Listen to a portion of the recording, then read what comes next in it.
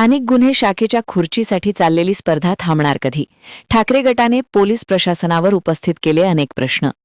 जिल्हा पोलीस दलाचे नाक आणि कान म्हणून स्थानिक गुन्हे अन्वेषण शाखा ओळखली जाते। जिल्ह्यातील कोणत्याही गंभीर गुन्ह्यात थेट हस्तक्षेप करण्याचे अधिकार स्थानिक गुन्हे अन्वेषण शाखेच्या पोलिसांना असतात। मात्र कोल्हापुरात गेल्या 3 वर्षात गंभीर गुन्ह्याचा आलेख वाढलेलाच आहे।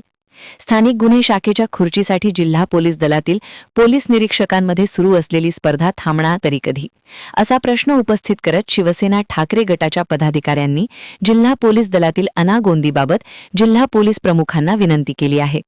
याबाबत शिवसेना उबाठाचे उपनेते संजय पवार काय म्हणतात ते पाहूया। कोल्हापूर जिल्ह्यामध्ये लोकल क्राईम ज्याला एलसीबी म्हणतो त्या खुर्चीसाठी चाललेले वाद हे फार हास्यास्पद आहे। डिसिप्लिन असलेलं हे खातं आणि हे डिसिप्लिन असलेलं खातं करतंय का, हा आमचा विषय आहे। कुणाला तिथं जबाबदारी द्यायची, कुणाला नेमणूक करायची, हे त्या वरिष्ठांचा अधिकार आहे, आम्हाला पडायचं नाहीये।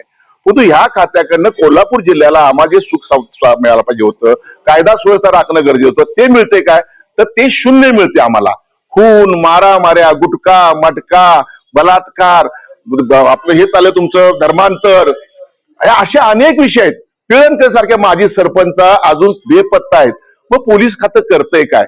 त्या ज्या लोकांची नेमणूक ह्या खात्यात केलेली आहे त्या खुर्ची खाली दडले का, आमचा विषय आहे। खरोखर त्या खुर्चीपासून तुम्ही कोल्हापूर जिल्ह्यात न्याय देणारी ती खुर्ची तुम्हाला पाहिजे का? ह्या कोल्हापूर जिल्ह्यात कानाकोपऱ्यात कोट्यावधी रुपये महिन्याला मिळवण्यासाठी खुर्ची पाहिजे, हा आमचा प्रश्न ह्या पोलीस प्रशासनाला आणि महासंचालकांना, पालकमंत्र्यांनी, गृहमंत्र्यांना आहे। महासंचालक साहेबांना उद्या विनंती आहे, आम्हाला तुम्ही वेळ द्या आणि 10 वर्षाचं ह्या खात्याचं ऑडिट करा एलसीबीचं, आणि मग तुमच्या लक्षात येईल आमचा प्रश्न या खुर्चीखाली दडले का, तुमच्या लक्षात येईल ह्या खुर्चीला एवढं महत्व का।